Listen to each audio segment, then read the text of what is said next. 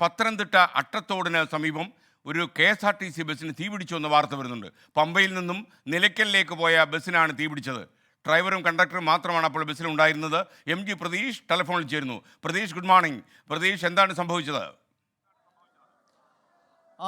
ഇന്ന് പുലർച്ചയോട് കൂടിയായിരുന്നു സംഭവം.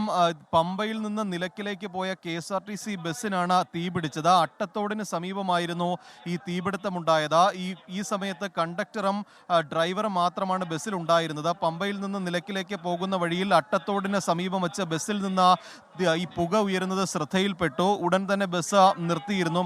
ഈ തീർത്ഥാടകർ ഒന്നും തന്നെ ഉണ്ടായിരുന്നില്ല. അതുകൊണ്ട് തന്നെയാണ് വലിയ അപകടം ഒഴിവായത്. അപ്പോൾ തന്നെ ഫയർഫോഴ്സിന് വിവരമറിയിക്കുകയും ഫയർഫോഴ്സ് സ്ഥലത്തെത്തിയാണ് നിലവിൽ തീ അണച്ചിട്ടുള്ളത്. ഷോർട്ട് സർക്യൂട്ടാണ് ഇത്തരത്തിൽ ഒരു തീപിടുത്തം ഉണ്ടാകാനുള്ളൊരു കാരണം, അല്ലെങ്കിൽ വാഹനത്തിൽ നിന്ന് പുക ആദ്യം ഉയരാനുള്ളൊരു കാരണമായി ഫയർഫോഴ്സ് പ്രാഥമികമായി പറയുന്ന കാര്യം. ബന്ധപ്പെട്ട ഉദ്യോഗസ്ഥർ സ്ഥലത്തെത്തി കൃത്യമായി പരിശോധന നടത്തിയിട്ടുണ്ട്. പുലർച്ചെ നിലയ്ക്കലിൽ നിന്ന് പമ്പയിലേക്ക് തീർത്ഥാടകരെ കൊണ്ടുവരാൻ വേണ്ടിയാണ് പമ്പയിൽ നിന്ന് KSRTC സർവീസ് നിലയ്ക്കലേക്ക് പോയത്. ആ ഘട്ടത്തിലാണ് അട്ടത്തോട് വെച്ച ഇത്തരത്തിലൊരു സംഭവം ഉണ്ടാകുന്നത്. നിലവിൽ മറ്റാശങ്കപ്പെടേണ്ട ഒരു സാഹചര്യവും ഇല്ല.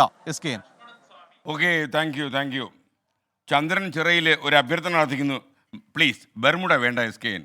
ബർമുഡ നല്ല സൂപ്പറായിരിക്കും, പറഞ്ഞില്ലെന്ന് വേണ്ട. ചന്ദ്രൻ ചിറയിലിന് അങ്ങനെ അഭിപ്രായം ഉണ്ടെങ്കിൽ ബർമുഡ തൽക്കാലം നമ്മൾ ഉപേക്ഷിക്കുന്നു. പക്ഷേ ബർമുഡ ട്രയാങ്കിൾ നമ്മൾ ഈ അനുകർത്താക്കളെ വീഴ്ത്തുവന്ന കാര്യത്തിൽ സംശയമില്ല.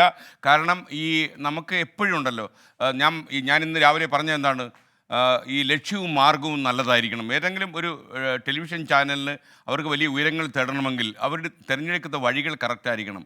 കുറുക്കു വഴിയിലൂടെ ഞങ്ങൾ സഞ്ചരിച്ച് ലക്ഷ്യസ്ഥാനത്തെത്തുമെന്ന് തീരുമാനിച്ചാൽ ആ കുറുക്കു വഴി തേടുന്നവനെ നമ്മൾ വെട്ടി വീഴ്ത്താൻ ശ്രമിക്കണം എന്ന അഭിപ്രായക്കാരനാണ് ഞാൻ. കുറുക്കു വഴി നമ്മളെ എങ്ങും എത്തിക്കില്ല. അതുകൊണ്ട് തന്നെയാണ് ഞാൻ പറയുന്നത്, നമ്മൾ ചിലപ്പം അനുകർത്താക്കളെ അമ്പരപ്പിക്കുന്ന രീതിയിൽ മുന്നോട്ട് പോകും എന്നുള്ളത്. ഇപ്പോൾ പ്രിയപ്പെട്ട പ്രേക്ഷകരുടെ കരുത്താണ് നമ്മുടെ ബലം എന്നെനിക്കറിയാം. ഞാൻ ഇന്നലെ പാലക്കാട് ഉണ്ടായിരുന്നു. ഇന്ദിരാഗാന്ധി മുനിസിപ്പൽ സ്റ്റേഡിയത്തിൽ നമ്മുടെ ഈ ഫ്ലവേഴ്സ് കൽപ്പാത്തി ഉത്സവം നടക്കുകയാണ്. നിങ്ങൾക്കറിയാം, ഇന്ന് അതിൻ്റെ അവസാന ദിവസമാണ്.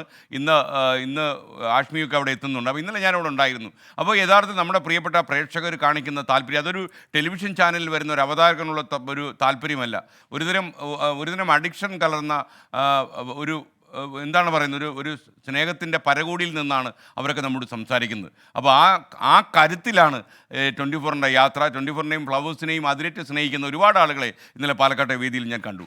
അവരോടൊക്കെ എങ്ങനെ നന്ദി പറയണം പറഞ്ഞ് ഞാൻ ചളവാക്കുന്നില്ല. ഔപചാരികത നമ്മുടെ ബന്ധത്തിൽ വേണ്ട. നമ്മളൊരു കുടുംബമായിട്ട് സഞ്ചരിക്കുന്നവരാണ്, നിങ്ങൾക്കറിയാം.